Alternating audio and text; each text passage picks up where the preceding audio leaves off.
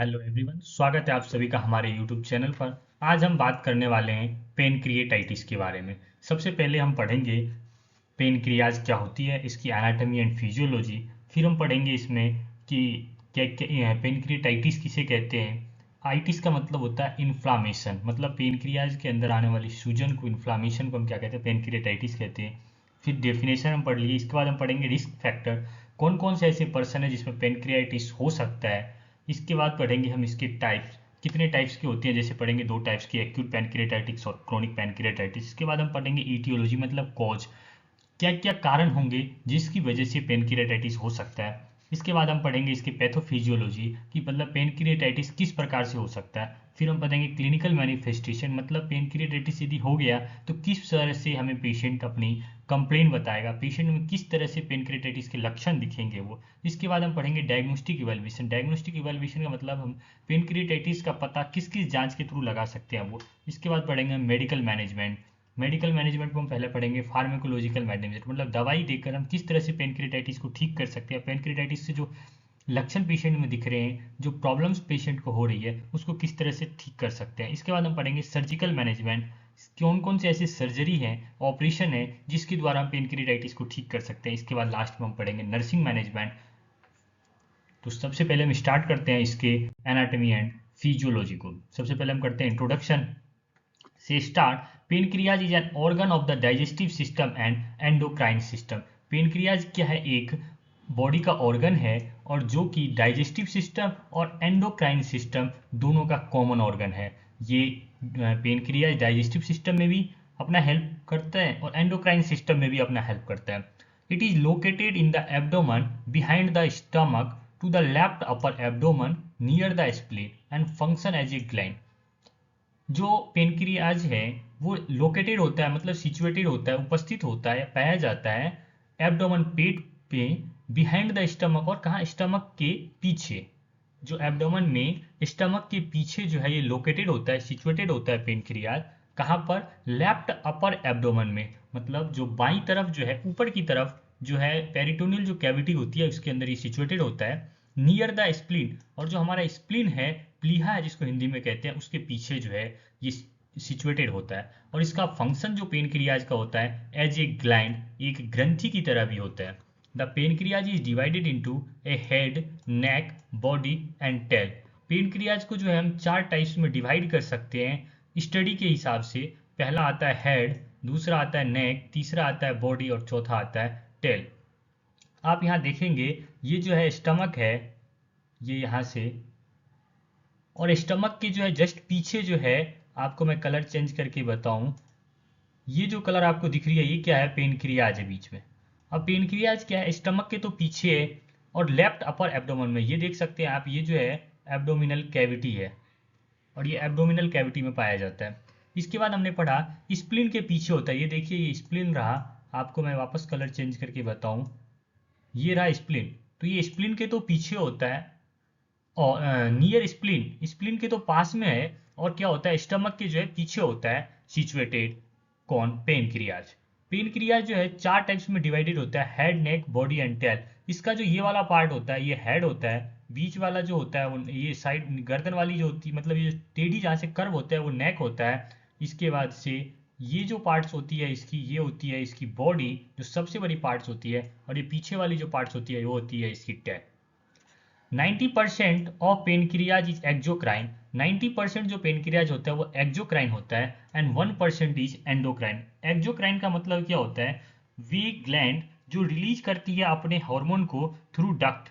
Duct मतलब वो opening to the body surface, मतलब डायरेक्ट जो है वो बॉडी सरफेस पर जो है अपने जो डक्ट के थ्रू रिलीज करती है अपने हॉर्मोन्स को, तो उसे हम कहते हैं एक्जोक्राइन ग्लैंड। और जो एंडोक्राइन ग्लैंड होता है, एंडोक्राइन का मतलब होता है release hormone into the blood stream, मतलब वे ऑर्गन या वे ग्लैंड जो अपने हॉर्मोन्स को रिलीज करती है डायरेक्ट ब्लड के अंदर, तो उसे हम एंडोक्राइन ग्लैंड कहते हैं। तो जो 99% जो पेनक्रियाज है वो एक्जोक्राइन होता है, मतलब अपना सिक्रेशंस बॉडी के डक्ट के थ्रू करता है। वही जो है 1% जो एंडोक्राइन होता है पेनक्रियाज। अब हम बात करते हैं एज एन एंडोक्राइन ग्लैंड। यदि ये एंडोक्राइन ग्लैंड के रूप में जो 1% काम कर रहा है, उसमें it function mostly it regulate इसमें इसका जो मोस्टली फंक्शन है वो है ब्लड ग्लूकोज लेवल को मॉनिटर करना, ब्लड ग्लूकोज लेवल को मेंटेन करके रखना, सिक्रेटिंग द हार्मोन्स इंसुलिन। किसके द्वारा ये ब्लड ग्लूकोज का जो लेवल है उसको मेंटेन करता है, तो ये सिक्रेट करता है जो पेनक्रियाज है वो insulin hormone, glucagon, somatostatin and pancreatic polypeptide. ये जो तीन चार हार्मोन है, चार हार्मोन है, इनके थ्रू जो है बॉडी का जो ब्लड ग्लूकोज लेवल है इसको कंट्रोल करता है pancreas. It function as an endocrine. यदि हम बात करें पेनक्रियाज की एक्जोक्राइन फंक्शन की, तो ये सीक्रेट करता है pancreatic juice into the duodenum. ये क्या करता है, जो पेनक्रियाज है ये जो अपने सीक्रेशंस हैं उसको ड्यूडिनम में सीक्रेट करता है। जो इसके सीक्रेशंस है उसको हम पेनक्रेटिक जूस कहते हैं, और ये जो अपना सीक्रेशंस जो ड्यूडेनम में छोड़ता है वो पेनक्रेटिक जो डक्ट है उसके थ्रू छोड़ता है। आप इसमें देख सकते हो, ये रहा इसका पेनक्रेटिक डक्ट, और ये रहा इसका दूसरा जो डक्ट आता है इसके अंदर असेसरी पेनक्रेटिक डक्ट। ये रहा इसका असेसरी पेनक्रेटिक डक्ट। इसके अंदर पेनक्रियाज के अंदर दो डक्ट पाए जाते हैं। The juice contains bicarbonate which neutralise acid. जो इसका जो पेनक्रेटिक जूस होता है उसके अंदर बाइकार्बोनेट होता है, और वो क्या करता है, न्यूट्रलाइज करता है एसिड को। मतलब जो एसिड होता है उसको बेस में कन्वर्ट नहीं करके, मतलब जो नॉर्मल पीएच होता है उस पर लाने का काम करता है। एंटरिंग द ड्यूडिनम, जहां से ये ड्यूडिनम एंटर करता है फूड वहीं पर। फ्रॉम द स्टमक, स्टमक से जो फूड ड्यूडिनम में एंटर करता है उसके बीच में जो है पेनक्रेटिक जूस के माध्यम से पेनक्रियाज जो एसिड होता है उसको न्यूट्रलाइज करता है। And digestive enzymes which break down, जो डाइजेस्टिव एंजाइम बनाता है वो क्या करता है, ब्रेक डाउन करता है कार्बोहाइड्रेट्स को, प्रोटीन्स को एंड फैट्स को in the food entering the duodenum from the stomach. ये जो है कार्बोहाइड्रेट, प्रोटीन और फैट तीनों को जो है तोड़ देता है ड्यूडिनम में एंटर करने से पहले। स्टमक से जो ड्यूडिनम में फूड जा रहा है, जो डाइजेस्टिव एंजाइम्स हैं उसके थ्रू जो है पेनक्रियाज जो अपने पेनक्रेटिक जूस के थ्रू जो है कार्बोहाइड्रेट, प्रोटीन और फैट्स के जो मॉलिक्यूल्स हैं इनको तोड़ देता है ड्यूडिनम में पहुंचने से पहले। पेनक्रियाज के अंदर जो है टू डक्ट होते हैं, दो डक्ट प्रेजेंट होती है। पहला होता है मेन पेनक्रेटिक डक्ट जो कि यहाँ होता है, ये रहा, और दूसरा होता है accessory pancreatic duct. Accessory pancreatic duct ये रहा, run through the body of the pancreas, और ये दोनों जो है पेनक्रियाज का जो बॉडी होता है यहाँ पर प्रेजेंट होते हैं। अब हम बात करते हैं पेनक्रिएटिक आइलेट्स। आइलेट्स पेनक्रेटिक्स का मतलब होता है, इसको हम आइलेट्स ऑफ लैंगरहैंस भी कहते हैं। ये क्या होती है, group of cells in your pancreas. अपने पेनक्रियाज के अंदर जो सेल्स होते हैं वो एक ग्रुप में होते हैं, उसको हम बोलते हैं पेनक्रियाटिक आइलेट्स या फिर आइलेट्स ऑफ लैंगरहैंस के नाम से जानते हैं। पेनक्रियाज के अंदर जो है चार तरह के सेल्स होते हैं मेनली। पहला होता है अल्फा सेल्स, दूसरा होता है बीटा सेल्स, तीसरा होता है डेल्टा सेल, और चौथा होता है पॉलीपेप्टाइड सेल्स। अब हम एक एक की फंक्शन पढ़ते हैं। जो अल्फा सेल्स होता है विच प्रोड्यूस ग्लूकागोन। अल्फा जो पेनक्रियाटिक जो अल्फा सेल्स है वो क्या प्रोड्यूस करता है, बनाता है ग्लूकागोन। जो बीटा सेल्स है वो प्रोड्यूस करता है मतलब बनाता है इंसुलिन, और जो डेल्टा सेल है वो प्रोड्यूस करता है सोमेटोस्टेटिनिन, और जो पॉलीपेप्टाइड सेल है वो प्रोड्यूस करता है पेनक्रेटिक पॉलीपेप्टाइड एंजाइम। ये अलग अलग चार टाइप्स के सेल्स होते हैं पेनक्रियाज के अंदर, जिनको पेनक्रेटिक आइसलेट्स कहते हैं या लैंगरहैंस आइसलेट्स ऑफ लैंगरहैंस कहते हैं, और ये जो है अलग अलग हॉर्मोन्स का सिक्रीशंस करती है। अब हम बात करते हैं पेनक्रिएटाइटिस का डेफिनेशन।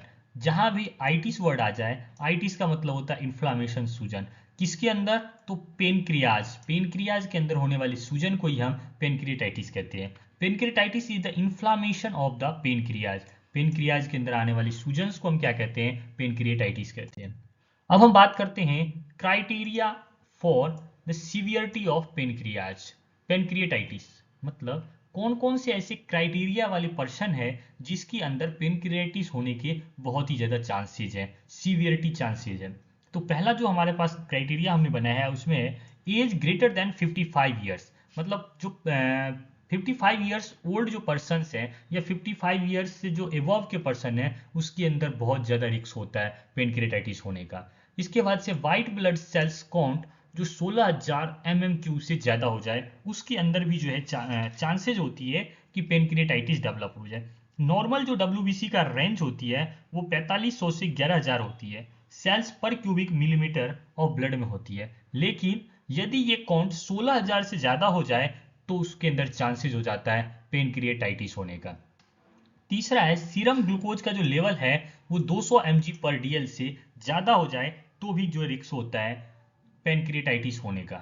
इसके बाद से जो सीरम लैक्टेट डिहाइड्रोजिनेज एलडीएच का लेवल जो है 350 यूनिट्स पर लीटर से ज़्यादा हो जाए तो भी जो है रिस्क होता है पेनक्रिएटाइटिस का।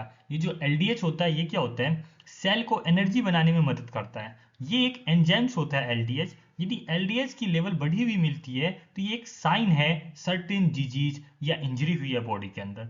एलडीएच मेनली हम यूज करते हैं to check for tissue damage, कि हमारा जो टिश्यू है वो कितना डैमेज हुआ है, इसके लेवल को हम चेक करने के लिए जो है एलडीएच को चेक करते हैं।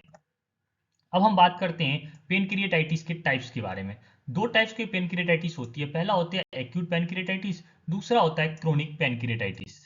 अब हम एक एक को पढ़ेंगे। पहले पढ़ते हैं एक्यूट पेनक्रिएटाइटिस क्या होता है। एक्यूट का मतलब होता है अचानक, क्रोनिक का मतलब लंबे समय तक चलने वाला। पेनक्रियाज पेनक्रियाज अग्नाशय है और आइटिस का मतलब होता है इन्फ्लामेशन। अचानक से पेनक्रियाज के अंदर होने वाले इन्फ्लामेशन को, सूजन को हम एक्यूट पेनक्रिएटाइटिस कहते हैं। Acute pancreatitis is the inflammation of the pancreas. ये भी क्या है, इन्फ्लामेशन है, सूजन हो जाती है पेनक्रियाज के अंदर। डेट अकर सडनली, जो कि घटित होता है या होता है सडनली, अचानक। And usually resolve in few days with treatment. और ये जो है यूजुअली मतलब ज्यादातर मामलों में, ज्यादातर केसेज में रिजॉल्व हो जाता है, मतलब ठीक हो जाता है फ्यू डेज विथ ट्रीटमेंट। कुछ ही दिन यदि हम ट्रीटमेंट करते हैं तो उससे ठीक हो जाता है, तो इसे हम कहते हैं acute pancreatitis. Acute pancreatitis can be life-threatening illness with severe complication। Acute pancreatitis जो अचानक होने वाली जो पेनक्रियाज के अंदर जो इन्फ्लामेशन है वो लाइफ थ्रेटनिंग है, मतलब जान भी ले सकती है। ये ऐसे लाइफ थ्रेटनिंग जो है इलनेस है विथ सीवियर कॉम्प्लिकेशन। और एक्यूट पेनक्रिएटाइटिस के जो है बहुत ही ज़्यादा कॉम्प्लिकेशंस हैं, और सीवियर मतलब भयानक कॉम्प्लिकेशंस होते हैं। लाइफ थ्रेटनिंग का मतलब होता है, एक्यूट का मतलब अचानक, जब हमारे साथ कोई भी चीज अचानक से होती है तो हमारी बॉडी उससे लड़ने के लिए, उसके साथ रेस्पॉन्स करने के लिए तैयार नहीं होती है, तो हमें नुकसान हो जाती है। तो एक्यूट पेनक्रियाटाइटिस भी इसी तरह से है कि एक्यूट अचानक होने वाला है, और जैसे ही अचानक से पेनक्रियाज के अंदर सूजन आती है तो ये लाइफ थ्रेटनिंग हो जाती है और बॉडी के अंदर जो है बहुत सारे कॉम्प्लिकेशंस, सीवियर कॉम्प्लिकेशन डेवलप हो जाते हैं। अब हम बात करते हैं दूसरा, क्रोनिक पेनक्रियाटाइटिस का। Chronic pancreatitis is the inflammation of the pancreas. ये भी क्या है, पेनक्रियाज के अंदर इन्फ्लामेशन है, that does not heal and leads to permanent damage. ये क्या होता है, हील, जो इन्फ्लामेशन जो हो रहा है पेनक्रियाज के अंदर वो ठीक नहीं होता है, और ये लीड्स करता है, मतलब बाद में ये कर देता है permanent damage of the pancreas. Pancreas को लंबे समय तक जो परमानेंट डैमेज कर देता है, जिसे हम क्रोनिक पेनक्रियाटाइटिस कहते हैं। Chronic pancreatitis is continuing pancreatic cellular damage. ये क्या होता है, कंटिन्यू, क्रोनिक पेनक्रियाटाइटिस पहले बताइए कंटिन्यू चलता है, और इसमें क्या होता है, जो सेल्यूलर डैमेज होता है, पेनक्रियाज की जो सेल्स है वो जो है डैमेज होता है। And decreased pancreatic enzyme function. और इससे क्या होता है, जो पेनक्रियाटिक जो एंजाइम्स के जो फंक्शंस होते हैं वो क्या हो जाते हैं, डिक्रीज हो जाए। मतलब जो पेनक्रियाज में जो एक्सोक्राइन और जो एंडोक्राइन, दो तरह, एक्सोक्राइन और जो एंडोक्राइन जो फंक्शंस होती है एंजाइम्स का, उसको ये क्या कर देता है, डिस्टर्ब कर देता है। अब हम बात करते हैं ईटियोलॉजी का। ईटियोलॉजी का मतलब होता है कॉज ऑफ डिजीज, डिजीज होने का कारण क्या है। तो जो मेन कारण है वो अननोन है, मतलब कोई एग्जैक्ट कॉज नहीं है पेनक्रियाटाइटिस का, लेकिन फिर कुछ भी रिस्क है, जैसे गॉल स्टोन, जिसको हम बोलते हैं कोलेलिथियासिस। यदि किसी पेशेंट के अंदर गॉल ब्लेडर के अंदर स्टोन्स बन जाते हैं तो ये क्या करते हैं, ब्लॉक कर देते हैं बाइल डक्ट को। गॉल ब्लेडर से क्या आता है, बाइल बनता है, और ये जो बाइल डक्ट होता है उसको क्या कर देते हैं, गॉल स्टोन जो कोलेलिथियासिस है ब्लॉक कर देते हैं। जिससे क्या होगा, जो पेनक्रियाटिक एंजाइम्स जो होती है वो पेनक्रियाज से लेकर जो स्मॉल इंटेस्टाइन के बीच में आती है वो वहाँ पे स्टॉप हो जाती है, और पेनक्रियाज के अंदर जो है वो पेनक्रियाटिक एंजाइम्स बनता रहता है। जिसके बाद क्या होती है, बैक फ्लो बनता है, force them back into the pancreas. जो पेनक्रियाज की तरफ जो है बैक फ्लो लगता है पेनक्रियाटिक एंजाइम्स का, और फिर ये क्या करते हैं आपस, जो पेनक्रियाटिक एंजाइम्स है वो अपने पेनक्रियाज वाले जो सेल्स होते हैं उसको ही डैमेज करना स्टार्ट कर देता है, जिसकी वजह से पेनक्रियाटाइटिस, पेनक्रियाज के अंदर सूजन हो जाती है। इसका जो तीसरा कॉज है वो है एथेनॉल, मतलब heavy alcohol use and smoking. यदि कोई पेशेंट अल्कोहलिक है तो उसके अंदर भी रिस्क होती है पेनक्रियाटाइटिस होने की। जैसे जब अल्कोहलिक जो सब्सटेंस होती है उसको जब ब्रेक डाउन करते हैं, या जब बॉडी के अंदर अल्कोहल का ब्रेक डाउन होता है तो उससे जो है टॉक्सिक बनता है, जो कि पेनक्रियाज के लिए जो है टॉक्सिक का काम करता है, पॉइजन्स का काम करता है। इसके बाद हम पढ़ते हैं जेनेटिक फैक्टर। जेनेटिक फैक्टर में मेनली हम देखते हैं कि जीन का म्यूटेशन हो जाता है। मेनली PRSS1 जो जीन है इसका म्यूटेशन देखने को मिलती है। इसकी वजह से जो है प्रीमेच्योरली ट्रिप्सिन में और ट्रिप्सिन पेनक्रियाज में जमा हो जाता है। प्रोडक्शन किसका होता है? कैटाटोनिक ट्रिप्सिनोजन एंजाइम का, जो कि कन्वर्ट हो जाता है प्रीमेच्योर ट्रिप्सिन में। जो ट्रिप्सिनोजन है वो ट्रिप्सिन में कन्वर्ट होता है मेनली। लेकिन इसमें क्या होता है, जब जीन म्यूटेशन हो जाता है PRSS1 का, तो ये प्रीमेच्योरली मतलब ढंग से ट्रिप्सिन बनने से पहले ही ये चेंज हो जाता है ट्रिप्सिन में। तो इससे क्या हो जाता है, और ये ट्रिप्सिन क्या होता है पेनक्रियाज के अंदर जमा होता है। तो जब पहले ही जमा हो जाएगा बनने से तो टाइम कम लगेगा ट्रिप्सिन में चेंज होने का, और जब टाइम कम लगेगा तो प्रोडक्शन ज़्यादा होगा, और ज़्यादा प्रोडक्शन होगा तो पेनक्रियाज को हार्म करता है ये, और पेनक्रियाज के अंदर सूजन बनाने के कारण करते हैं। इसके बाद से फैमिली हिस्ट्री। यदि फैमिली में किसी को पेनक्रिएटाइटिस है हुआ था, या पेनक्रियाज में सूजन हुआ रहता है, या पेनक्रियाज की प्रॉब्लम रहती है, डाइजेस्टिव कोई भी प्रॉब्लम रहती है, तो उस फैमिली में जो मेंबर्स हैं उसको रिस्क रहता है पेनक्रिएटाइटिस का। इसके बाद हम पढ़ते हैं high lipid level in the blood. यदि ब्लड के अंदर लिपिड या कोलेस्ट्रॉल का लेवल हाई देखने को मिले, ज़्यादा हो, तो क्या होता है पेनक्रियाज की जो कैपिलरी है उसके अंदर क्या हो जाती है, ब्लॉकेज आ जाती है। क्यों? क्योंकि जैसे ही ब्लड के अंदर लिपिड का लेवल ज़्यादा होगा तो ब्लड गाढ़ा होगा, गाढ़ा होने से क्या होगा, ब्लड की जो कैपिलरीज होती है वो क्या हो जाएंगे, ब्लॉक हो जाएंगे, और वो जैसे ही ब्लॉक होंगे तो पेनक्रियाज के अंदर इस्कीमिया डेवलप हो जाएगा, पेनक्रियाज के खुद के सेल्स जो है डेथ होने लग जाएंगे। सातवां आता है injury to the pancreas from an accident. यदि किसी पेशेंट का एक्सीडेंट हो जाता है जिसकी वजह से पेनक्रियाज का कोई इंजरी पेनक्रियाज में हो जाए, पेनक्रियाज कहीं से कट जाए, फट जाए, कोई ट्रॉमा हो जाए, पेनिट्रेट हो जाए जो पेनक्रियाज है, तो हम पेनक्रिएटाइटिस देखने को मिलेगा। अब हम बात करते हैं पैथोफिजियोलॉजी ऑफ पेनक्रिएटाइटिस। पैथो का मतलब होती है किस तरह से, फिजियोलॉजी मतलब जो उसका कार्य है उसमें किस तरह से परिवर्तन देखने को मिलती है पेनक्रियाज का, मतलब पेनक्रिएटाइटिस किस तरह से होता है। सबसे पहले क्या होगा, obstruction to secretory pancreatic duct. जो पेनक्रियाज से जो निकलने वाले जो डक्ट है, सिक्रेटरी डक्ट है, उसके अंदर क्या देखने को मिलेगा, ऑब्स्ट्रक्शन। किसके कारण देखने को मिल सकता है, कोलेलिथियासिस हो सकता है, इसके अल्कोहलिक हो सकता है। इसके बाद से हमने बात करी कि लिपिड का लेवल हाई हो, इसकी वजह से भी हो सकता है, जीन म्यूटेशन की वजह से हो, क्योंकि ट्रिप्सिन जो है पेनक्रियाज के अंदर जमा हो जाए। इसके बाद में क्या होगा, premature activation of enzyme in the pancreas. जो ट्रिप्सिन है, रिलीज ऑफ ट्रिप्सिन, ये क्या होता है, एक्टिवेट हो जाएगा एंजाइम्स के अंदर। एंजाइम जो ट्रिप्सिन है ये एक्टिवेट हो जाएगा पेनक्रियाज के अंदर ही, और ये जो पेनक्रियाज का जो है ऑटो डाइजेशन करना स्टार्ट कर देगा, मतलब पेनक्रियाज का ही डाइजेशन करना स्टार्ट कर देगा, पेनक्रियाज को ही खाना स्टार्ट कर देगा। कौन? जो एक्टिवेट हो जाता है प्रीमेच्योर जो ट्रिप्सिन है वो, ये रिलीज होता है, release of kallikrein, chymotrypsin, elastase, phospholipase. जो ट्रिप्सिन है ये इन सबको रिलीज करता है ऑटोजेजेशन के बाद। जिसके बाद क्या होता है, डिस्ट्रक्शन ऑफ ब्लड वेसल्स वाल।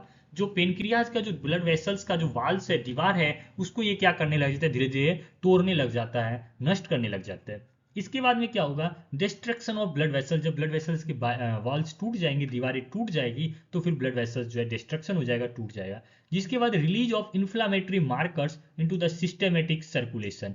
जिसके बाद जैसे ही ब्लड वेसल्स का वाल टूटा, ब्लड वेसल्स जैसे ही रप्चर हुई, तो वहां पर क्या होगी, जो इन्फ्लामेटरी जो मार्कर्स होती है हमारे बॉडी के अंदर, वो क्या हो जाएंगे, सिस्टेमेटिक सर्कुलेशन मतलब ब्लड में रिलीज हो जाएंगे, और जिसकी वजह से जो है वहां पर इन्फ्लामेशन, इन्फेक्शन देखने को मिलेगा, और फिर मल्टी ऑर्गन डिसफंक्शन हमें देखने को मिलेगा, मतलब बहुत सारे ऑर्गन जो है अपना काम करना बंद करेंगे। इसके बाद हम पढ़ते हैं क्लिनिकल मैनिफेस्टेशन ऑफ एक्यूट पेनक्रिएटाइटिस। मतलब कौन कौन से ऐसे लक्षण हैं जो हमें एक्यूट पेनक्रिएटाइटिस वाले पेशेंट में देखने को मिलेगा। सबसे पहले आता है severe abdominal pain is the major symptom of पेनक्रिएटाइटिस।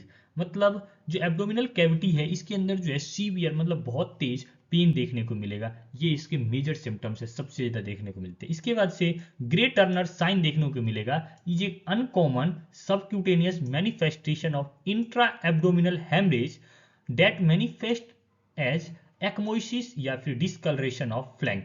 जो फ्लैंक एरिया होती है, जो नाभि के पास को हम फ्लैंक बोलते हैं, जो फ्लैंक एरिया होती है इसके अंदर क्या देखने को मिलेगा, डिस्कलरेशन देखने को मिलेगा, जिसको हम बोलते हैं एक्मोसिस। इसकी वजह से क्या होगा, इंट्रा एब्डोमिनल जो हेमरेज हुआ होता है, और जिसको हम क्या बोलते हैं, ग्रे टर्नर सिंड्रोम। ये मेनली जो हमें एक्यूट पेनक्रिएटाइटिस में देखने को मिलता है। इसके बाद से पेशेंट के अंदर नोजिया एंड वोमिटिंग देखने को मिलेंगे। ये क्या होती है, कॉमन होती है एक्यूट पेनक्रियाटाइटिस में। इसके बाद हाइपोटेंशन में पेशेंट जा सकता है या फिर पेशेंट शॉक में जा सकता है। इसके बाद पेशेंट टेकीकार्डिया मतलब पेशेंट का जो है हार्ट रेट बढ़ सकता है एक्यूट पेनक्रिएटाइटिस के अंदर। अब हम बात करते हैं क्लिनिकल मैनिफेस्टेशन ऑफ क्रोनिक पेनक्रिएटाइटिस। मतलब जो क्रोनिक पेनक्रिएटाइटिस होता है उसके अंदर कौन कौन से लक्षण हमें देखने को मिलेगा। इसमें भी सीवियर एब्डोमिनल और बैक पेन देखने को मिलेगा। दूसरा, weight loss is major cause of chronic pancreatitis. इसमें क्या होते हैं, धीरे धीरे जो है पेनक्रिएटिक जो सेल्स हैं वो डैमेज होती हैं लंबे टाइम तक, धीरे धीरे, जिसकी वजह से क्या होता है, जो फूड का जो डाइजेशन है, जो स्टमक से जो फूड ड्यूडिनम में जाता है उसके बीच में जो प्रोटीन्स, फैट, जो आपका स्टार्च है, इनके क्या हो जाता है, जो ब्रेक डाउन करता है ड्यूडिनम में पहुंचने से पहले पेनक्रियाटिक जूस वो ढंग से ब्रेक डाउन नहीं कर पाता, जिसकी वजह से क्या एब्जॉर्प्शन सही से नहीं होंगे, और एब्जॉर्प्शन नहीं होंगे तो वेट लॉस देखने को मिलेगा। इसके बाद से पेशेंट डायबिटिक देखने को मिलेगा, क्योंकि पेनक्रियाज का काम होता है इंसुलिन का सिक्रेशन करना, और जब इंसुलिन बॉडी में सिक्रेट नहीं होगी तो पेशेंट डायबिटिक होगा। इसके बाद पेशेंट में जॉन्डिस देखने को मिलेगा, क्योंकि यदि बाइल कहीं ना कहीं यदि डिस्टर्ब हो गया है, जो लीवर से बाइल आता है वो यदि डिस्टर्ब हो गया तो इसकी वजह से हमें जॉन्डिस देखने को मिलेगा। आरबीसी का डिस्ट्रक्शन हो सकता है। Poor digestion and mall absorption, patient के अंदर जो है डाइजेशन ठीक से नहीं होगा। बात कर रहे हैं डायग्नोस्टिक फाइंडिंग्स का। डायग्नोस्टिक की मतलब होती है वो कौन कौन से जांचें हैं जिसके थ्रू हम पता लगा सकते हैं कि पेनक्रिएटाइटिस हुआ है। सबसे पहले हम पेशेंट का हिस्ट्री कलेक्ट करेंगे एंड फिजिकल एग्जामिनेशन करेंगे। हिस्ट्री में क्या क्या हम कलेक्ट करेंगे पेशेंट का, कि कभी उसको कोई इन्फेक्शन तो नहीं हुआ है, इससे पहले पेशेंट कोई अल्कोहलिक तो नहीं है, पेशेंट का जो है एज क्या है पेशेंट का। इसके बाद से हम मतलब ये जितने भी हमें हाई रिस्क वाले जो पेशेंट थे ना, जैसे कोलेलिथियासिस तो नहीं हुआ था कभी, इससे गॉल ब्लेडर में स्टोन तो नहीं था, तो ये सब हम हिस्ट्री कलेक्ट करेंगे। इसके बाद से हम देखेंगे उसका फिजिकल एग्जामिनेशन करेंगे। फिजिकल एग्जामिनेशन में हम क्या करेंगे कि जो पेनक्रिएटिक का जो साइट है, जहाँ पे पेनक्रिएटाइटिस मतलब पेनक्रिएटाइटिस होता है, जहाँ पे पेनक्रियाज सिचुएटेड होता है, उस जगह को हम पालपेट करेंगे, ऑस्कल्टेट करेंगे, और फिर देखेंगे वहाँ पे रेडनेस तो प्रेजेंट नहीं है। इसके बाद से जो हम दूसरा टेस्ट करेंगे वो करेंगे ईआरसीपी। ईआरसीपी का फुल फॉर्म होता है एंडोस्कोपिक रिट्रोग्रेड कोलेंजियो पेनक्रियोटोग्राफी। इसके थ्रू हम क्या करते हैं, study of in the image diagnosis of chronic pancreatitis. Chronic pancreatitis का जो है ये एक मोस्ट कॉमनली डायग्नोसिस है ERCP, but rarely used in diagnosis in acute pancreatitis. इससे क्या हम कर सकते हैं, ईआरसीपी से क्रोनिक पेनक्रिएटाइटिस का पता लगाते हैं, या फिर मोस्ट कॉमनली हम क्रोनिक पेनक्रिएटाइटिस में यूज करते हैं। एक्यूट पेनक्रिएटाइटिस में हम ईआरसीपी का यूज नहीं करते हैं। ईआरसीपी में क्या होता है, कंबाइंस होती है एक एक्सरे और एक एंडोस्कोप में क्या होता है, एक ट्यूब होती है जिसके अंदर क्या होता है, एंडोस्कोप मतलब माइक्रोस्कोप वाली एक कैमरा लगा हुआ होता है, जिसको हम मुंह के थ्रू जो है, गले के थ्रू जो हम पेट में डाल करके मतलब स्टमक के पास डाल करके उससे हम विजुअलाइज करते हैं, देखते हैं, एक्सरे के माध्यम से उसकी पिक्चर खींचते हैं, उसे हम बोलते हैं ईआरसीपी पेनक्रियाज का। इसके बाद से जो हम पेशेंट का एमआरआई सीटी स्कैन करवा सकते हैं, अल्ट्रासाउंड यूएसजी करवा सकते हैं। इसके बाद से जो हम पेशेंट का ग्लूकोज टॉलरेंस टेस्ट करवा सकते हैं। ग्लूकोज टॉलरेंस टेस्ट में क्या होता है, सबसे पहले हम पेशेंट को जो है मीठा या शुगर्स खाने को बोलेंगे, इसके 1 से 2 मतलब 15 से 20 मिनट बाद जो हम ब्लड शुगर लेवल चेक करते हैं, इसे बोलते हैं ग्लूकोज टॉलरेंस टेस्ट। ये हम चेक कर सकते हैं कि पेशेंट के अंदर जो है इंसुलिन सीक्रेट हो रहा है या नहीं। इसके बाद से पेनक्रिएटिक एंजाइम टेस्ट कर लेंगे कि जो पेनक्रियाज से जो जो एंजाइम्स सीक्रेट हो रहे हैं वो ब्लड के अंदर कितने अमाउंट्स में, कितनी मात्रा में प्रेजेंट है। Stool test in chronic pancreatitis. Chronic पेनक्रिएटाइटिस के अंदर जो हम स्टूल टेस्ट करेंगे, मतलब जो पेशेंट का जो फिकल्स है उसका भी जो हम एग्जामिनेशन करेंगे। स्टूल टेस्ट में हम ये देखेंगे कहीं मेलाना तो प्रेजेंट नहीं है, कोई पेनक्रिएटाइटिस की वजह से कहीं स्टूल के अंदर ब्लड तो नहीं आ रहा है। इसके बाद से जो हम पेशेंट का सीबीसी टेस्ट कर सकते हैं। इसके बाद से एबीजी एनालिसिस कर सकते हैं। एबीजी एनालिसिस में हम देखेंगे पेशेंट में एसिडोसिस, एल्केलोसिस तो नहीं हो रहा है। इसके बाद हम बात करते हैं मेडिकल मैनेजमेंट की। मेडिकल मैनेजमेंट में हम क्या देखते हैं कि acute pancreatitis is directed toward relieving symptoms and preventing और ट्रीटिंग कॉम्प्लिकेशन। यदि हम एक्यूट पेनक्रिएटाइटिस किसी को हो गया तो उसमें हम सबसे पहले जो हमारा मैनेजमेंट है, बचाव है, वो है रिलीफिंग सिम्टम्स, जो उसके लक्षण आ रहे हैं पेनक्रिएटाइटिस के, उससे पेशेंट को रिलीफ दिलाना और प्रिवेंट करना पेशेंट को, और ट्रीट करना जो कॉम्प्लिकेशंस हो जाते हैं पेनक्रिएटाइटिस से, उसके लिए। Internal feeding should be start rarely in the course of acute pancreatitis.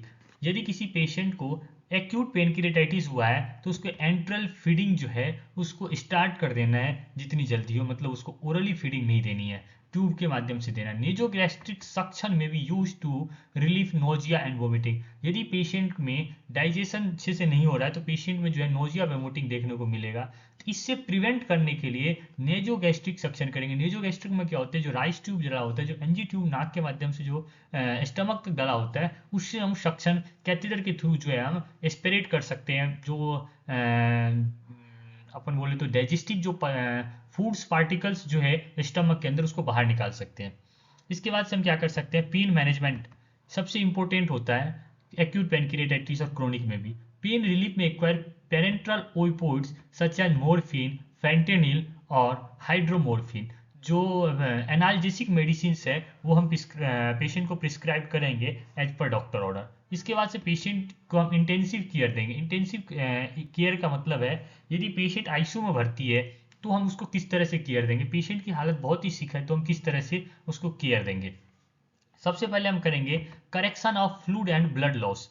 Patient का जो ब्लड लॉस हुआ है या फिर पेशेंट के अंदर जो फ्लूइड की कमी हुई है क्योंकि कुछ खा पी नहीं पा रहा है तो उसको हम मैनेज करेंगे। Low albumin level is necessary to maintain. हमें जो है पेशेंट के अंदर लो एल्बुमिन का लेवल देखने को मिलेगा, उसको हमें मेंटेन करना नेसेसरी है, मतलब अनिवार्य है। यदि हम एल्बुमिन का लेवल मेंटेन नहीं करेंगे तो ये पेशेंट के अंदर जो है फ्लूइड शिफ्टिंग कर देगा। फ्लूइड शिफ्टिंग का मतलब पेशेंट के अंदर एडिमा कर देगा, जिससे क्या होगा, एक्यूट किडनी इंजरी होने की चांसेज है। इंसुलिन में भी required if hyperglycaemia occur in the patient. यदि पेशेंट के अंदर हाइपरग्लाइसीमिया मतलब ग्लूकोज का लेवल बढ़ रहा है तो हम पेशेंट को इंसुलिन लगाएंगे बाहर से। इसके बाद से आता है post acute management. Oral feeding that are low in fat and protein are initiate gradually. मतलब हम पेशेंट को ओरल फीडिंग, पोस्ट एक्यूट का मतलब है जब वो ठीक हो जाए इसके बाद सबसे पहले जो है पेशेंट को जो कम से कम मात्रा में जो है फैट और प्रोटीन देंगे। लो इन फैट एंड प्रोटीन वाले जो फूड्स हैं वो देंगे हम पेशेंट को ओरली। इसके बाद से जो है हम पेशेंट को caffeine and alcohol are elimination from the diet. Caffeine, caffeine का मतलब चाय, कॉफी और जो अल्कोहलिक पदार्थ है इसको हम डाइट में शामिल करने के लिए नहीं कहेंगे। मतलब पेशेंट को हम कहेंगे कि अपने डाइट में कैफीन या फिर जो अल्कोहलिक जो आइटम्स हैं वो ना यूज करें। इसके बाद से हम बात करते हैं फार्मेकोलॉजिकल थेरेपी। फार्मेकोलॉजिकल का मतलब होता है ड्रग्स के थ्रू अपन दवाई के थ्रू किस तरह से ठीक कर सकते हैं। सबसे पहले हम देंगे acid suppressive therapy. Acid suppressive का मतलब होता है कि जो स्टमक के अंदर एसिड है, क्योंकि पेनक्रेटिक जूस उसको न्यूट्रलाइज कर रहा था, स्टमक और ड्यूडिनम में स्टमक का जो एसिडिक पीएच है वो फूड एसिडिक पीएच वाली जब ड्यूडिनम में प्रवेश कर रहा था उस बीच में जो है पेनक्रेटिक जूस जो है न्यूट्रलाइज करता था। तो एसिड सप्रेसिव हम देंगे क्योंकि अब पेनक्रेटिक जूस जो है न्यूट्रलाइज नहीं कर पा रहा है। इसके बाद हम हिस्टामिन टू एंटागोनिस्ट देंगे, मतलब H2 एंटागोनिस्ट देंगे, जो जैसे कि सिमेंटाडीन हो गया, रेनिटिडीन हो गया। इसके बाद से आपका जिसको सिमेंटाडीन को टैगमेट के नाम से जानते हैं, रेनिटीन को जेंटेक के नाम से जानते हैं, मे भी प्रिस्क्राइब करेंगे टू डिक्रीज पेनक्रेटिक एक्टिविटी, जिससे कि आप पेनक्रियाज को बार बार सिक्रेट्स करने के हार्मोन्स न्यूट्रलाइज करने के लिए जरूरत नहीं पड़े। प्रोटॉन पंप इनिवेटर ये भी देंगे हम, पेंटाप्रोजोल, ये भी क्या करते हैं, एसिड को न्यूट्रलाइज करेगा। इसके बाद से हम पेशेंट में एंटी इमेटिक एजेंट देंगे। एंटी इमेटिंग एजेंट में आता है ओंडाइस्टिरोन हो गया, हाइड्रोक्लोराइड, सिमेंटाडीन हो गया। ये क्या करता है कि पेशेंट में जो नोजिया वोमिटिंग हो रही है उससे ये पेशेंट को प्रिवेंट करेगा, बचाएगा। अब हम बात करते हैं पेशेंट की सर्जिकल मैनेजमेंट की। सर्जिकल मैनेजमेंट में हम सबसे पहले बात करते हैं बेगर एंडोस्कोपिक सर्जरी। पहला है हमारा एंडोस्कोपिक सर्जरी में क्या होता है, ए नैरो होलो और फ्लेक्सिबल ट्यूब जिसको हम बोलते हैं एंडोस्कोप। नैरो का मतलब पतला होता है, होलो का मतलब उसके अंदर छेद होता है और एक माइक्रोस्कोप लगा होता है, और ये फ्लेक्सिबल होता है, मतलब ये टेढ़ी मेढ़ी हो सकता है, फ्लेक्सिबल, जिधर घुमाएंगे उधर घूम जाएगा।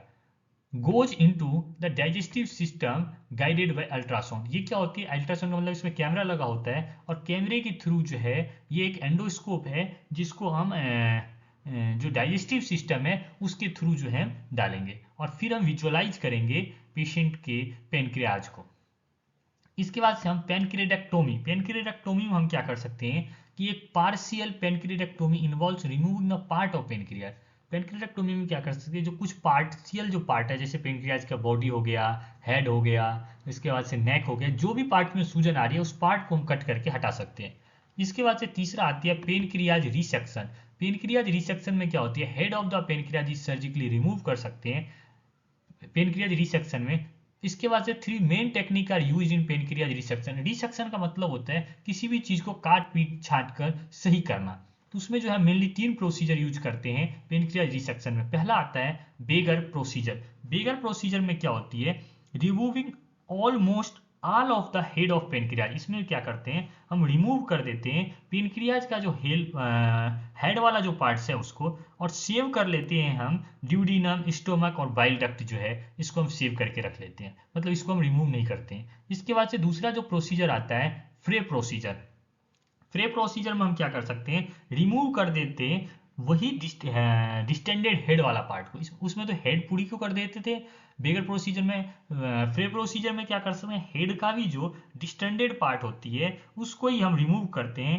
इसमें भी ड्यूडिनम और जो कॉमन बाइल डक्ट है उसको इंटैक्ट रखते हैं, मतलब उसको छेड़ते नहीं है, उसको वैसे के वैसे ही रखते हैं। इसके बाद से जो तीसरा सर्जरी है द पाइलोरस प्रिजर्विंग पेनक्रियोड्यूटेक्टोमी, PPPD। इसमें हम क्या कर सकते हैं, remove the part of duodenum and pancreas. इसमें हम ड्यूडिनम के भी कुछ पार्ट को रिमूव कर देते हैं और इसके बाद से हम पेनक्रियाज के भी कुछ पार्ट को रिमूव कर देते हैं, जबकि पाइलोरस वाला जो पार्ट है उसको हम इंटैक्ट रख देते हैं। पाइलोरस क्या होती है, part of stomach connect to the duodenum.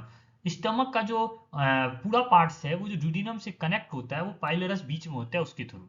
इसके बाद से हम बात करते हैं autologous pancreatic islet cell transplantation. Pancreas में जो आइलेट सेल्स होती है उसका हम ट्रांसप्लांट कर सकते हैं ऑटोलोगस किसी आदमी से लेकर। ऑटोलोगस का मतलब होता है take from individual own tissue या सेल्स। पेशेंट के द्वारा खुद का सेल्स जो है उससे हम जो है पेनक्रिएटिक आइसलेट सेल्स का जो है ट्रांसप्लांट कर सकते हैं, मतलब जो है उसका ट्रांसफर कर सकते हैं उस पेशेंट से ही सेल्स लेकर पेनक्रियाज आइसलेट्स वाले सेल का।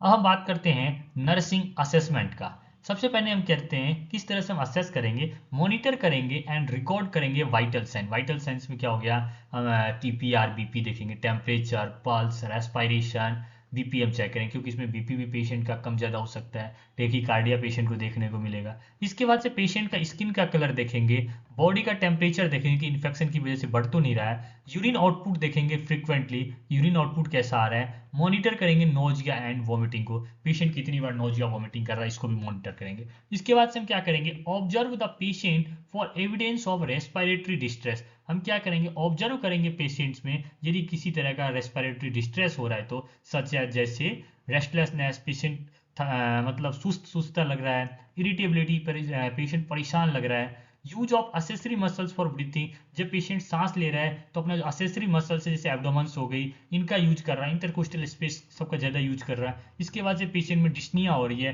मतलब पेशेंट सांस ही नहीं ले रहा है, तो इसलिए हम जो है पेशेंट का रेस्पिरेटरी जो डिस्ट्रेस कंडीशन है इसको हम ऑब्जर्व करेंगे।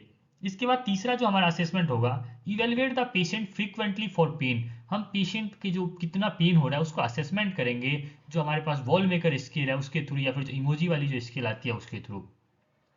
Ask the patient to describe the type of intensity of the patient, कि हम पेशेंट से बार बार पूछेंगे, उसको बताएंगे कि उसको किस तरह का दर्द हो रहा है, उसके पेन का इंटेंसिटी कितनी है, कितनी दर्द हो रही है उसे।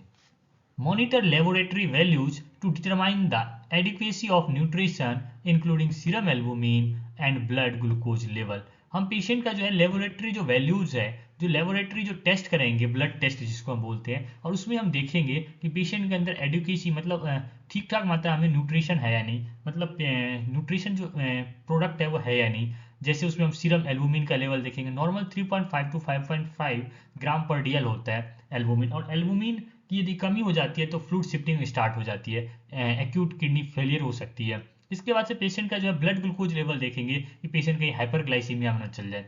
इसके बाद से assess the specific feelings and fears for the patient and family and also support system available and previous coping strategies. मतलब हम क्या करेंगे, पेशेंट के को यदि किसी स्पेशल डाउट्स है, जैसे कोई स्पेशल फीलिंग्स आ रही है, किसी चीज़ से डर लग रहा है उसको कि अब क्या होगा, जैसे ऑपरेशन से डर लग रहा है, जो सर्जिकल मैनेजमेंट है उससे, या फिर दवाई लेने से डर लग रहा है, या फिर उसको टेंशन हो रहा है कि घर का मैं अकेला हूँ, मैं मेरे को यदि कुछ हो गया तो मेरे परिवार का क्या होगा, तो उसमें हम क्या करेंगे, हम सपोर्ट प्रोवाइड करेंगे फैमिली को और जो पेशेंट है उसको, जिससे क्या हो प्रीवियस जो हमारे कोपिंग स्ट्रेटजीज है उसको हम बढ़ाएंगे। इसके बाद हम बात करते हैं नर्सिंग डायग्नोसिस एंड गोल की। सबसे पहले हम क्या करेंगे, जो पहला हमारा नर्सिंग डायग्नोसिस हम बनाएंगे, acute pain and discomfort related to edema. Patient में एडिमा हो सकता है, एडिमा मतलब होता है सूजन आ सकता है। Distension of the pancreas, pancreas में डिस्टेंशन देखने को मिलेगा। पेरिटोनियल इरिटेशन, जो पेरिटोनियल कैविटी होती है इसके अंदर जो इरिटेशन मतलब खुजली चलना है, फिर परेशान हो जाता है, परेशान पेशेंट जो बुरी तरह से परेशान रहेगा इसमें। And excess stimulation of pancreatic secretion, और कहीं ऐसा तो नहीं है कि ज़्यादा ज़्यादा स्टिमुलेशन आ रहा है पेनक्रियाटिक सिक्रेशंस के लिए, पेनक्रियाज से जो है सिक्रेशंस आने के लिए ज़्यादा स्टिमुलेट करना पड़ रहा है पेनक्रियाज को। हमारा गोल क्या रहेगा, रिलीव करना पेन को और डिस्कम्फर्ट पेशेंट का। दूसरा जो हमारा डायग्नोसिस होगा, impaired comfort related to nasogastric tube. यदि पेशेंट में नेजोगैस्ट्रिक ट्यूब डाला हुआ है नाक से तो पेशेंट इरिटेबल होगा, तो हमारा गोल होगा कि relieve the discomfort associated with nasogastric intubation use to treat ileus, vomiting और डिस्टेंशन।